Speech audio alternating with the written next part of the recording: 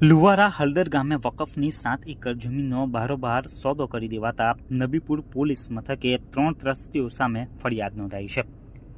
બનાવ અંગે પ્રાપ્ત થતી માહિતી અનુસાર ભરૂચના લુવારા ગામની મસ્જિદના વકફ બોર્ડના ટ્રસ્ટીઓ દ્વારા લુવારા અને હળદર ગામે આવેલી કુલ 7 એકર જેટલી જમીન બારોબાર બોગસ દસ્તાવેજોના આધારે વેચી દીધી હોવાનો ચોંકાવનારો કિસ્સો સામે આવ્યો છે।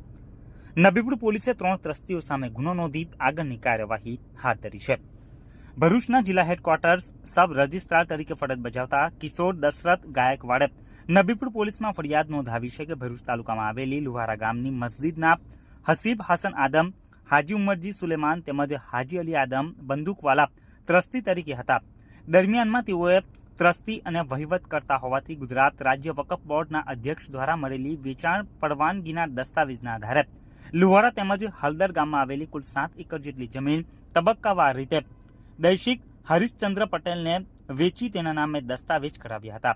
દરમિયાનમાં મિલકત વકફની હોય તેને તબદીલ કરવા ગાંધીનગરની ગુજરાત રાજ્ય વકફ બોર્ડની કચેરીએ દસ્તાવેજો મોકલતા વકફ સુધારા અધિનિયમ 2013ની કલમ 51(1)A મુજબ તે વેચી શકાય નહીં તેવું ફલિત થતા તેઓએ વેચાણ માટે બનાવટી પત્ર બનાવી તેઓ ઉપયોગ કર્યો હોવાનું માલુમ પડતા તેના આધારે ગુનો નોંધી આગળની વધુ તપાસ હાથ ધરી છે।